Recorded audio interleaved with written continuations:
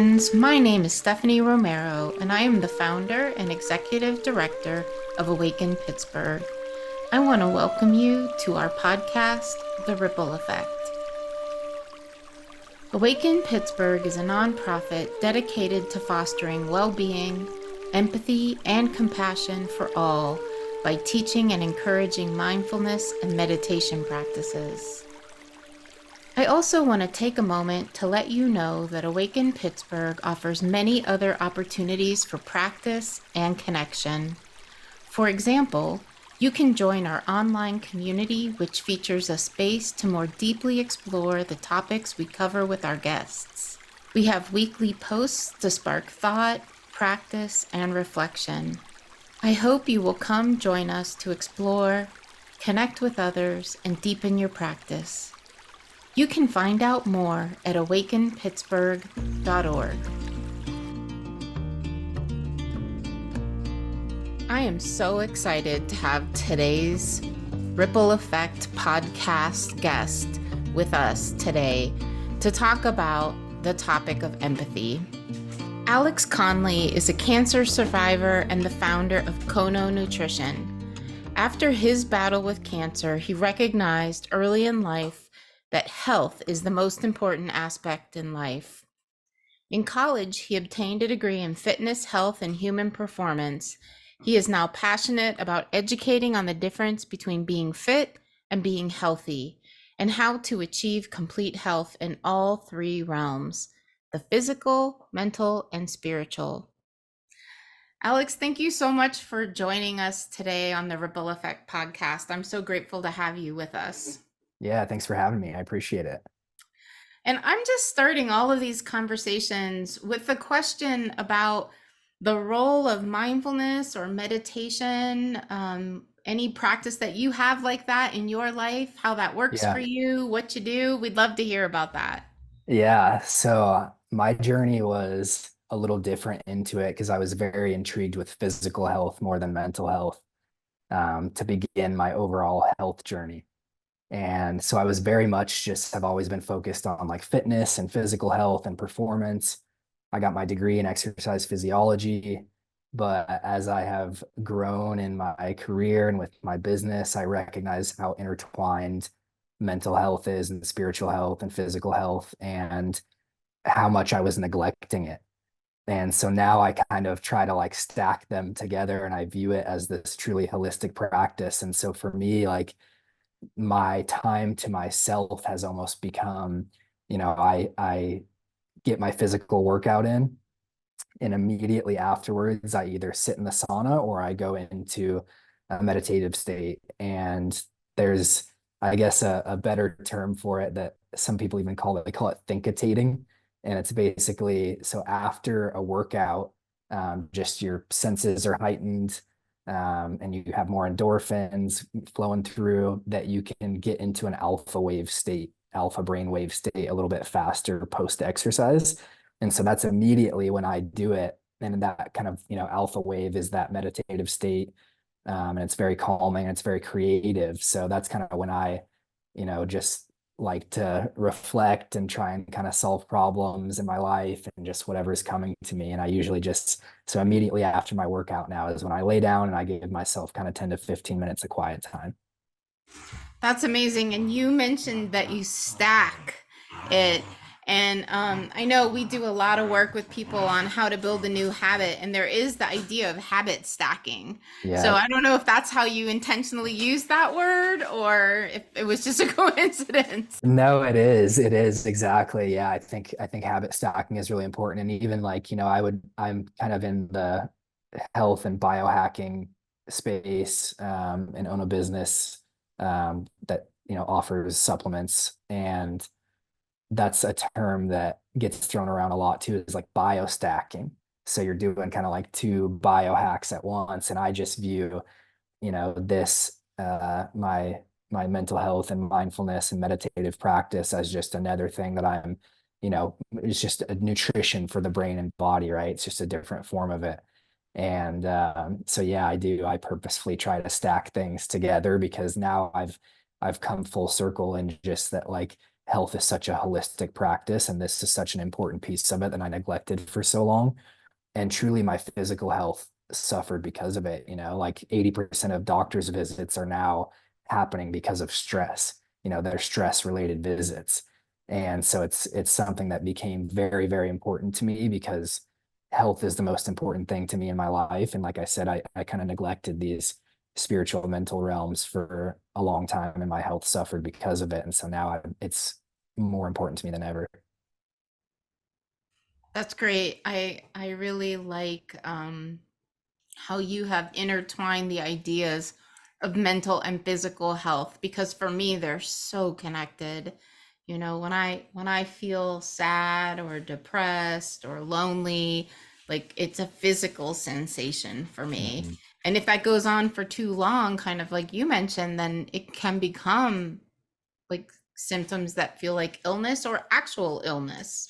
Right. Well, the word that reminds me, like the word disease, if you really break Mm-hmm. down what it means, it's dis-ease, and it's a Yeah. feeling of not feeling at ease, and now like we know that, like, yeah, thoughts alone can create this physical response in our body, and our body doesn't know the difference between reality and our thoughts. And so, just sorry to cut you off, but that I love always pointing that out to people, is like that's where the word disease comes from, is ultimately it is a feeling of not feeling at ease or not feeling at peace. And yes, that can create physical disease in the body. Yeah, that's lovely. Yeah. We could talk just about that for the whole Let's do it. podcast. We could talk just about that. And I actually, like, when I talk about meditation and mindfulness, I frame it sometimes, and I believe this is from the Dalai Lama. This is his term. I think that's where I got it. But it's mental hygiene, Mhm. right? We take showers, we brush our teeth, we make sure that we have, good food. What are we doing for our mental maintenance, right? Our mental hygiene. And so that's how I frame it for myself, that if I'm not doing those things that I know are going to support my mental health and well-being, that I'm not taking care of, just like if I don't brush my teeth, I'm going to have some problems. If I'm Yeah, not doing my mental hygiene, then I'm going to have some problems. completely. I've heard that before too. And for me, and where I really struggled was just like always in a hurry, and I just realized, like, I heard a very similar quote that's just like, if you don't if you don't brush your teeth, you get cavities. And the one for me that caught me was like, if you don't slow down, you're going to burn out, and I've experienced that multiple times. And so now it's just kind of the way that my brain has worked. And my dad is an entrepreneur and I'm an entrepreneur. And so, like, I have like these, you know, big dreams and visions. And I love, it's a really beautiful part about who I am. But at the same time, it's like, sometimes your best traits can also be the ones that hurt you the most, and I've kind of realized that for me is like, I truly care so much about, my business, and so much about helping other people become healthy. But also that caring so much is also what hurts me, because it can drain me if I'm not careful of my energy and careful of slowing down. And like you said, like that hygiene, like I have to implement a practice, or else I can easily, my brain will get me out of control and overthinking. Yeah, so that's a perfect segue for our topic today, which is empathy. So you were just mentioning having a deep care for others and the health journey of others. So I'd love to ask you what empathy means for you. Yeah. Yeah, that's a great question. And I love this topic. So I'm really happy that we get to talk about it today. The best way that I can describe empathy is there's a huge difference between empathy and sympathy. And sympathy is feeling bad for someone or feeling sorry for someone. And that doesn't get anyone anywhere, just feeling sorry for someone. But empathy is you are actually feeling what they are feeling. You put yourself in their shoes. And so you're not just feeling sorry for them, but you can actually truly fully relate to them. And for me, that has always come natural.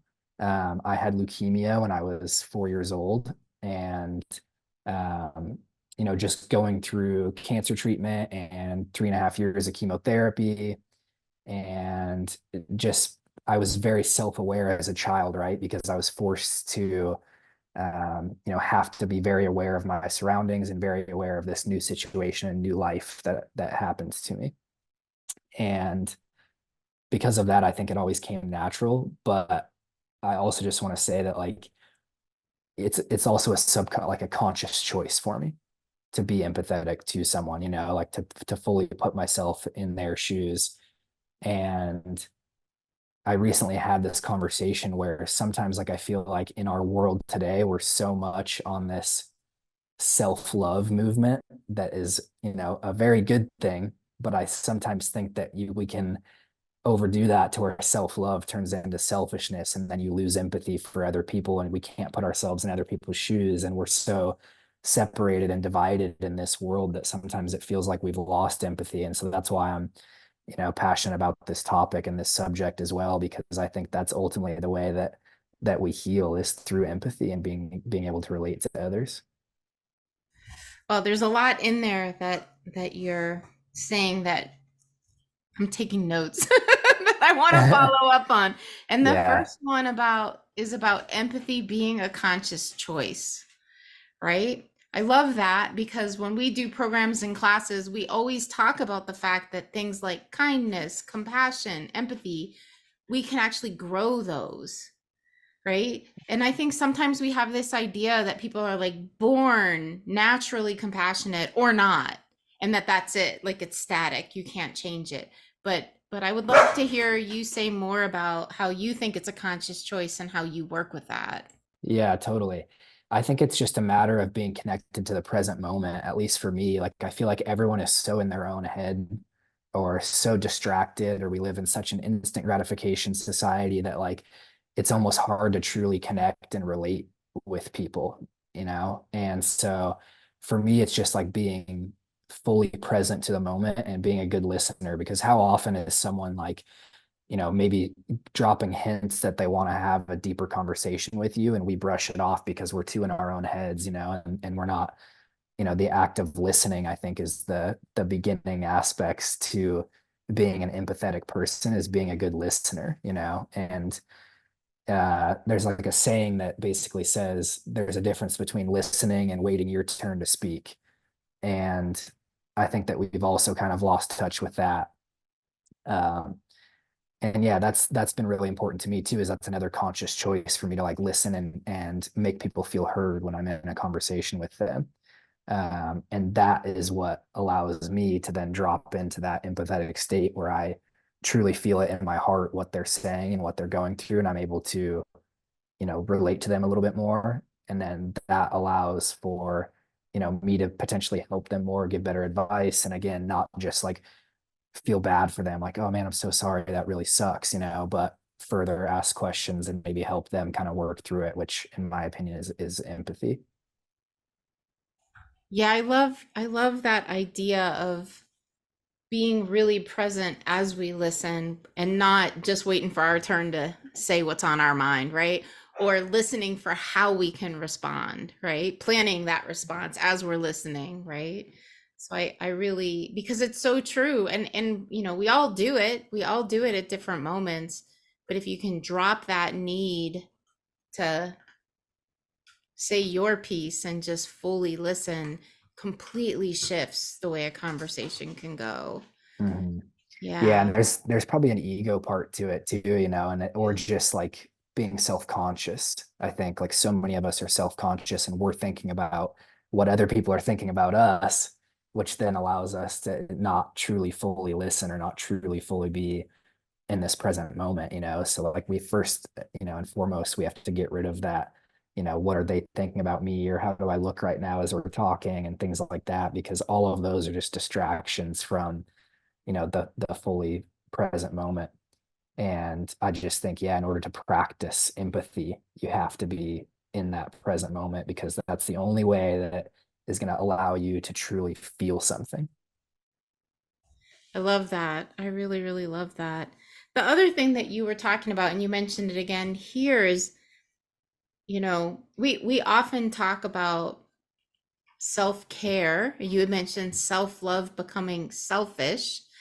And we work with a lot of people that are like helping professionals and, givers, teachers, first responders, like people who are making huge sacrifices for the benefit of others, and they often completely neglect their own mental health and well-being, right?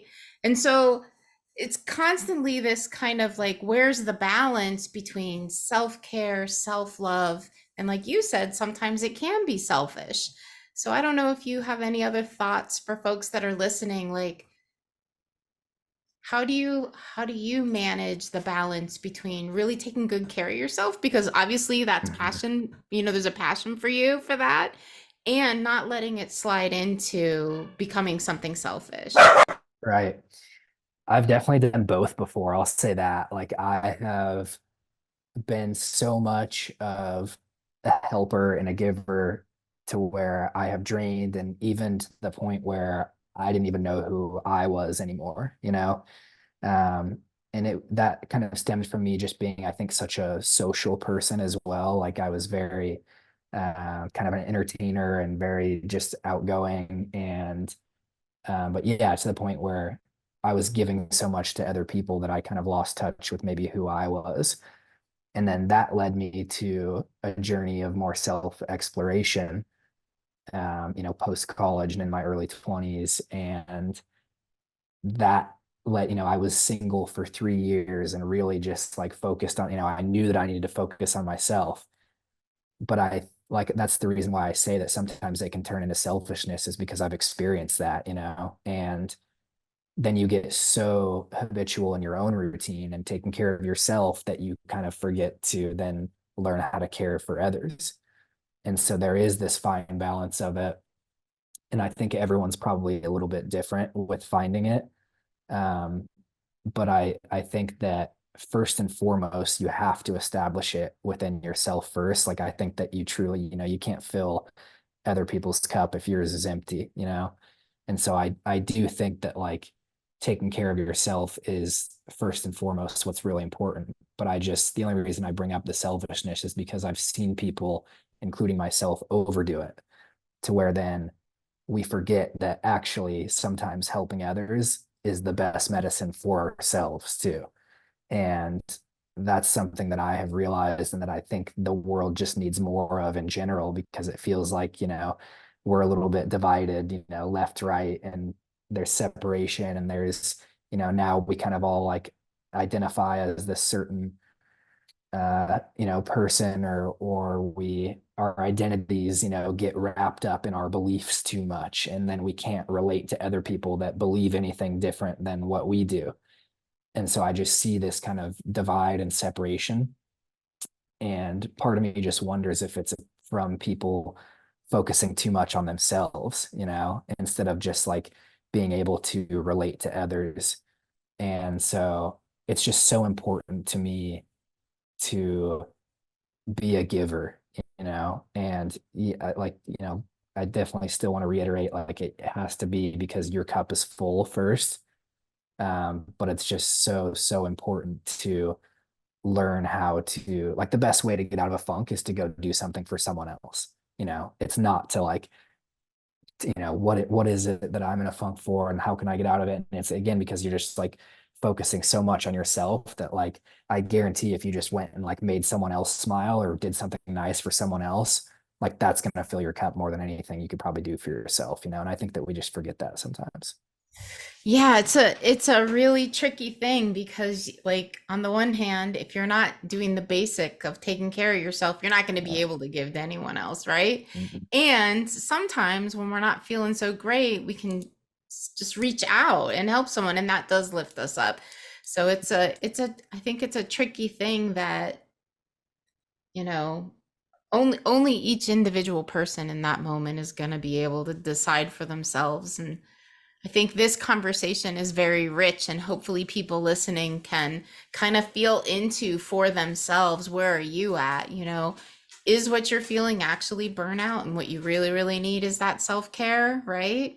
Or are you getting sucked in, and what you really need is just to reach out, you know? Yeah, no, that's a great point. I think you're totally right. Like, everyone's going to be different because there are, introverts, extroverts, and people get fueled by different things.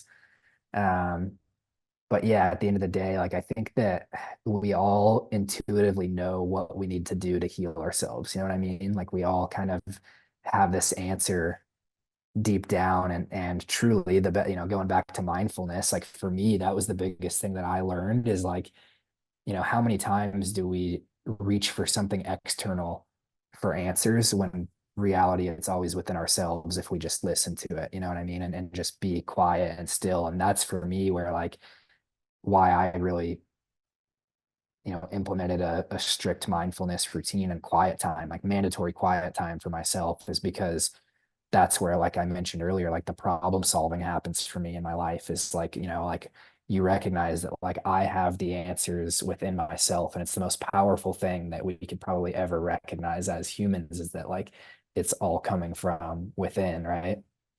And not to say that like other people's advice isn't important sometimes, because it is. But I think that we also overdo that where like we instantly, like when we run into a problem, you instantly reach out to your parents for help or for a friend or that someone that you always rely on. And so I would just, urge people every once in a while, just like maybe, go within and just, quiet down and get into stillness and, ask yourself. I love that because I feel like our modern culture does not support that, right? We're constantly being bombarded with like, I don't know, pings on the phone, flashes on your screen. Like if you're on your screen, like things are popping up, all kinds of notifications constantly, phone, computer, everything, right? Yeah. And we are really like our attention, there's it's like a commodity. Our attention has become a commodity now. And like what you're saying is basically you can actually give yourself attention. Yeah. You can give your mind and heart attention, and you actually don't need to listen to all that outside stuff all the time because if you just listen inside, there's a lot of knowledge and wisdom. And actually kind of back to that is self-care. When does self-care and self-love become selfish? Like you're the only one that actually knows that, Right. Yeah, right? exactly. Yeah. Yeah. And how, like, yeah, just reiterating, like, how oftentimes are we just like seeking external answers in life when it comes to anything, like with our health or, like it's easy for me to talk about that just because I'm in the nutrition space, you know what I mean? But I constantly see, people asking like, what supplements should I take or what should I eat? And like all this, like people are so conflicted because we're so inundated with a constant war, and it's just like how it's political like left and right. It's the same thing on the internet with like food and nutrition. It's like plant-based or carnivore or animal-based, and everyone's in this like total chaotic mess in their own minds because we're getting constantly inundated with information, and it's like, yeah, the only way to truly know is just like sit with yourself and like what feels good for you. And like we have this deep intuition when it comes to, diet, for example, like how does this actually feel when I eat this food in my body, and it's the same thing with like the mental nutrition, like I said earlier, like how am I actually sitting and feeling with this emotion and why am I experiencing it? And so I just think like learning to ask yourself better questions is probably the ultimate answer. I like that. I like that. And that for me, like, so obviously I teach mindfulness, meditation, but we also teach contemplations. And sometimes it can be really powerful to just have that either a quote or a question or a passage. Sometimes people who have a spiritual practice will do it with some kind of scripture, right? To just have that, read it or ask yourself and then just sit. And then, when your mind starts to wander and whatever your mind is doing, just have it in front of you and then just bring yourself back, read that question again, right? Do that for 15 minutes a day for a week and then see what happens with whatever you're exploring. That could Mhm. be like the way you're describing it. I'm just like, oh, that's a great practice. Well, that's, yeah, the way that you just described it, I'm like, wow, that's beautiful. Like contemplation is another sort of practice I Mhm. haven't thought about before. And it's like, I might be constantly, I think I do that naturally, but kind of implementing it consciously a little bit more is great. So thank you for that. Yeah, it's so helpful. It's been helpful for me in my life with different things. And the way you were just describing, I'm like, yes, you can make any question a contemplation. So good. Absolutely. Yeah. Yeah. So good. Well, I'm curious, although this is like the opposite of what you were just talking about, if there is some sort of favorite thing, resource, book, something that you love that really has supported you in your practice journey, Hmm. right? Or Yeah. even your healing journey. Yeah, absolutely. The first thing that comes to my mind is implementing a breathwork practice. So this is something that I had never really done before. I had done it again in like a physical sense. Like I knew, I heard of like Wim Hof that does it for like cold exposure. And again, I was so into like this physical health space that I started doing cold plunges and I learned how to do these breathing techniques. And then, that kind of led me down a path of just exploring breath work a little bit more in general. And then, then it led me into doing it kind of more in a spiritual sense and starting to heal a little bit more. And one thing that I just learned throughout research and learning about breath work is that humans are the only mammals that can consciously control our breath. So we have a nerve called the phrenic nerve that sits really low in your brainstem. So it sits so low in the brainstem that it borders that conscious and subconscious. So we can choose to consciously breathe differently if we want to, but yet breathing is a subconscious thing that none of us probably ever really think about. And so when I learned that, I was just kind of like, wow, God gave us that and gifted that ability for us for a reason to be able to consciously control our breath and calm our nervous system if we need to. And so, like, this breath work practice has been really important to me in my healing journey and just spiritual journey. And I had a very, very profound experience at a breathwork retreat where I was actually a guest there, and they brought me up on stage to speak about like nutrition and talk about my journey with cancer. And someone from the audience came to me afterwards, and they were like, "Wow, that's actually I had they were like, I had leukemia when I was younger too. Like, thanks so much for sharing your story." And he was like, "I'm here at this retreat to like try to heal my fear of being sick again, because he went through cancer too." And then it like put that thought in my head, and I was like, dang, am I afraid of being sick too? Like I just like I'd never thought about it really. But it put that thought into my head. And then like we went into this kind of breath work practice. And the only thing that came to me is like, you instantly, you kind of drop in this like meditative state when you're doing breath work. And all I could see visually was like myself as a little boy with leukemia, sick again. And it was like during the breath work, I was breathing in, like every time I breathe in, I could taste and smell like the chemotherapy again. And then like during my exhales, I could almost, it was like visually sickness, like leaving my body. And I had this like big release where I was like sobbing and crying because I realized I had such a fear of like that was ingrained to me, as a young child, as like my first experience ever in life was like being sick and being afraid that I was going to die. And that was like my first memory and experience in life that I can remember, and I just realized how much that carried with me throughout my life. And everything that I did is like I have, more fear and anxiety and just a lot of areas in life because I experienced that's what I knew and that's what I was comfortable with and experienced. And so like this breath work practice was just like a big release for me and almost like kind of just helped me peel back all the layers of like getting to what was the root cause of like who I am and what environment I grew up in and the things that happened that made me who I am today. But it helped me to kind of peel back all the layers and realize that and then release it. And so it's kind of the most powerful thing that I've probably done for my healing journey or just my mental health in general was yeah, implementing this breath work practice. And now I just, I do it every once in a while and I really enjoy just kind of the peace and stillness I get from it. And I feel like it's almost like this yeah, it just like the things that come to you when you're in this state, it's almost like exactly what you need to see and hear. And I can't describe it any other way but that for someone that hasn't experienced it, it's kind of tough to explain. But I would encourage people to maybe look for a breathwork class or a course on it or anything like that, because that's been the most powerful thing that I've probably done in my healing journey. Yeah, and the way that you described that experience was really powerful. And in particular, like it wasn't just breath work, it was also visualization, Yeah. Yeah, right? And I exactly. think Yeah. like that combination is super powerful because, and you said this before in the conversation, our minds are so powerful, Yeah. right? Our minds are Yeah. so powerful. And when we can kind of tap into that imagery and visualization to help us in our healing journey, and even in our self-regulation, it's so powerful, so very Mhm. powerful. Have you ever had any breathwork experiences? Yeah, Yeah. yeah, Yeah. yeah.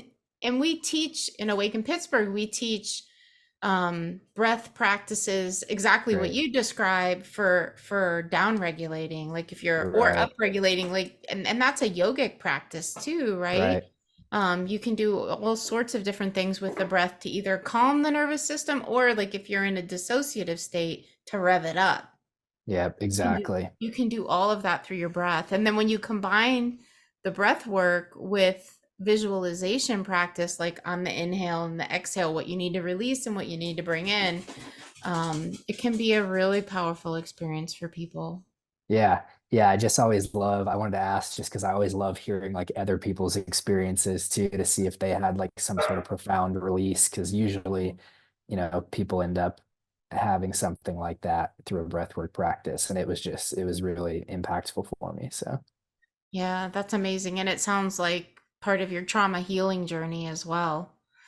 100%, probably the most powerful thing I've ever done in regards to that, has been really good. So it was like I needed this like big release and peel back all the layers and really just find out. Cause like I think, it's like we're all just products of our environment, and I think for me, I never fully realized why I was carrying maybe a little bit more fear. I was, afraid to fail, or I put so much pressure on myself. And, I did that all the time. And now I like, when I can fully look back, it's like it's because I grew up with a lot of fear in my life, or I was afraid of being sick, or I was, there was all eyes and attention on me all the time. And like, it was a lot of pressure. And so like all of those things kind of just like carried with me throughout my life, deep in my subconscious and in my body. And so like, I just was able to recognize all of that and release it, and completely changed my life after that. Even just that one time experience was great, but, you know, things, it takes a practice. Like you said, it takes the hygiene and it takes the consistency. And it's not like, I think, a lot of people might think, oh, you can have this like one super profound experience and your life changes forever. And it's like, it does in a way, but the habits are what is the most important thing. Yeah, yeah, it's a both and, right? Like sometimes we do have these really amazing, intense one-time experiences that shift our consciousness, release our trauma, etc. And other times it's like the daily grind of doing the thing every day that eventually over time builds those new neural pathways and enables us to be a different person over time. Yeah. I think Yeah. A it's hundred both of percent. those. It's both of those, right? Because there are these moments that are just like, wow, that was amazing, you know? That we definitely have them. And then there are other things you're just like, well, like physical exercise, right? Yep. You're just slugging away at it every day. And then, in 6 months, you're like, whoa, I look great, or I feel so much better, or whatever it is. Totally. Yeah. And I'd want to say something about that, because Sure. this is something that I talk about often, is again, just almost proving how intertwined the physical and mental health is. So there was a big study done. It's called the SMILE intervention, and it was standard medical intervention versus, about this, versus where they took SSRIs and compared it um, to aerobic exercise and treatment of depression. And so they did like the combo therapy where it was SSRIs plus aerobic exercise, and then they just did exercise only group and then an SSRIs only group. And the group that had the best long-term outcomes, like they all saw efficacy, right? And then when they followed up after 6 months, it was the exercise only group. So not just like the combo therapy, SSRIs plus exercise, but the exercise only group had the lowest rate of relapse and depression symptoms. And so it's like the best possible thing that you can do for your mind is to move the body. Like that's how connected and intertwined we are as beings. And I feel like it's just, not talked about enough. And that was so important for me for so long, was just the physical aspect. And sure, I neglected some of the other stuff, but now to me, like that's just why this true full holistic practice is so important, is because once you learn and recognize just how intertwined everything is and how it all works together, it's like you can't neglect any of these three realms of health or of life, or else they compromise each other. So Yeah, that's great. Well, is there anything else that you'd like to share that I didn't ask you about empathy, or just anything at all, actually? I know we kind of jumped all over the place. I know We today did, is but that's supposed to great. be about empathy. That's um, okay. It was very holistic. yeah, absolutely. Yeah, about empathy. I guess I'll just end with how much of a conscious choice it really is. You know what I mean? Like that's what I want to emphasize more than anything today, is just try to recognize when you're in that state. Are you being sympathetic or are you being empathetic? And I think again, it's just like asking yourself that question, like, am I just feeling bad for this person, or is there something more that I can actually do to practice a little bit more empathy in this scenario or in this situation, and truly just like allow yourself to feel it. Like I almost think that maybe a lot of people don't want to be empathetic, or they subconsciously, it kind of like their body rejects it, because then it sometimes means you're taking on someone else's pain, and it can be a lot. But I think especially if it's like you want to practice more love in your life, then empathy is probably the best possible way to do that. Yeah, so just what you were saying there, maybe we could follow up for just another second. And I Yeah. was thinking the way you were framing that is like, why would you want to be empathetic? And you answered that question. It's like the gateway to love. Yeah. Yeah, I mean, it's the ultimate answer. I think it's the best Yeah. way to like practice love, is to truly be like able to feel everything. And that includes feeling, pain or other people's pain and suffering and all of that, because it's like, it's kind of scary to open that vault, you know what I mean? But it's the best way to practice like a love of everyone. And though it opens the door to feeling their joy and sharing that, True. right? Mhm. Right? And that's the interesting thing about our emotions. When you shut part of it off, like other things go with it. Like we would love to shut off the difficult emotions and not have the unpleasant emotions, but when we do that, we're also shutting off the possibility of the positive. Yeah, yeah, definitely. And that's a good reminder. Like, thank you for saying that, because empathy doesn't always have to be like this, like sad thing Yeah. necessarily, right? Like Yeah. it's also very beautiful. So Yeah, exactly. Well, this was so rich. Thank you so much, Alex. yeah, thank you for having me. I really appreciate it. Yeah, my pleasure.